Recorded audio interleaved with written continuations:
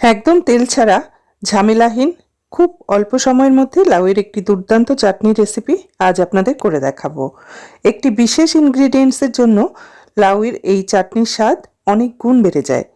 তাই স্কিপ না করে সম্পূর্ণ ভিডিওটি দেখার অনুরোধ রইল। নমস্কার বন্ধুরা, প্রতিভা রান্নাঘরে সকলকে স্বাগত। লাউয়ের এই চাটনি বানাবার জন্য আমি 4 ভাগের 1 ভাগ লাউকে খোসা ছাড়িয়ে ধুয়ে নিয়েছি। এবার একটা গ্রেটারের বড় দিকটা দিয়ে লাউটা গ্রেট করে নেব। গ্রেটারে গ্রেট করে নেওয়ার জন্য লাউ খুব তাড়াতাড়ি সেদ্ধ হয়ে যাবে আর খেতেও ভালো হবে। গ্রেটার যদি না থাকে তাহলে ছুরি বা বটিতেও খুব সরু সরু করে কেটে নিতে পারেন।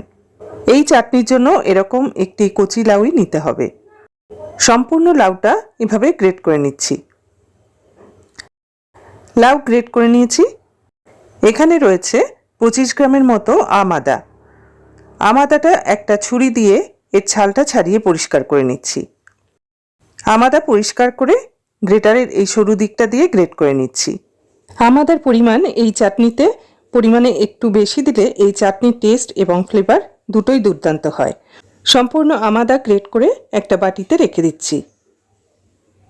এবার গ্যাস বার্নার জ্বালিয়ে লাউ একটা প্যানে করে ওভেনে বসিয়ে দিলাম। এখানে 500 ml জল রয়েছে। এই জল প্যানে দিয়ে দিলাম। এই চাটনি একটু পাতলা ধরনের হয়, তাই জল একটু বেশিই লাগবে। তাছাড়া লাউ সেদ্ধ হতে হতে অনেকটা জল কমেও যাবে। এর মধ্যে দিয়ে দিচ্ছি 1/2 চামচ লবণ। নেড়েচেড়ে মিশিয়ে নিয়ে একটা ঢাকা দিয়ে মিডিয়াম ফ্লেমে লাউ সেদ্ধ করে নেব। মিনিট 10 ঢাকা দিয়ে লাউ সেদ্ধ করার পর দেখে নিচ্ছি। লাউ সেদ্ধ হয়ে গেছে। এখন চা কাপের 1 কাপ চিনি দিয়ে দিচ্ছি। লাউ সেদ্ধ হওয়ার আগে চিনি দেওয়া যাবে না, তাহলে লাউ সেদ্ধ হতে সময় লাগবে। নুন একটু কম মনে হচ্ছে, তাই স্বাদমতো আরও একটু নুন দিয়ে দিলাম। মিষ্টিটাও একটু কম লাগছে, তাই আরও 2 টেবিল চামচ চিনি দিয়ে দিলাম। নুন মিষ্টির পরিমাণ অবশ্যই নিজেদের পছন্দ মতো দেবেন। তবে লাউয়ের এই চাটনিতে মিষ্টি কিন্তু একটু বেশিই লাগে। চিনি গুলে গেলে দিয়ে দিচ্ছি প্রায় 1 মুঠো কিশমিশ। একটু নেড়েচেড়ে মিশিয়ে নিচ্ছি। এখন এরকম একটা গোটা পাতিলেবুর সম্পূর্ণ রসটা বার করে এই রসটা আমি এই লাউয়ের চাটনিতে দিয়ে দিচ্ছি। যেহেতু এটা চাটনি, সেই জন্য টকভাবের জন্য এই লেবুর রসটা দিয়ে দিলাম। এই চাটনিতে লেবুর গন্ধটা খুব ভালো লাগে, তবে গন্ধরাজ লেবু দেবেন না, এতে পাতিলেবুই লাগবে। লাউয়ের চাটনি প্রায় রেডি হয়ে গেছে। নুন মিষ্টি সব ঠিকঠাক আছে। এখন চাটনির শেষ পর্যায়ে দিয়ে দিচ্ছি গ্রেট করে রাখা আদা। আমরা সবাই জানি আদার একটা সুন্দর গন্ধ আছে। লাউয়ের সাথে আদার গন্ধ মিশে এত সুন্দর একটা ফ্লেভার তৈরি হয় যে না খেলে বুঝতেই পারবেন না। তাই রিকোয়েস্ট রইল একবার হলেও এভাবে বানিয়ে খাবেন। আদা দিয়ে বেশিক্ষণ ফোটানো যাবে না।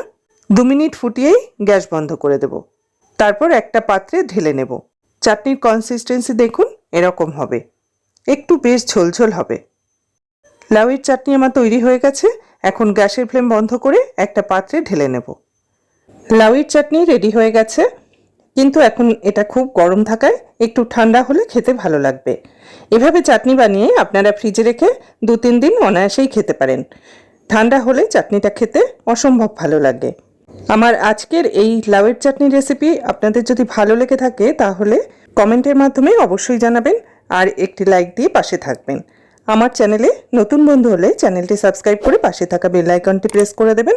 তাহলে আমি যখনই চ্যানেলে কোনো ভিডিও আপলোড করি না কেন সরাসরি তার নোটিফিকেশন আপনার কাছে পৌঁছে যাবে। পুরনো বন্ধুদের ধন্যবাদ জানিয়ে নতুন বন্ধুদের স্বাগত জানিয়ে আজকের মতো বিদায় নিচ্ছি। সকলে ভালো থাকবেন, সুস্থ থাকবেন।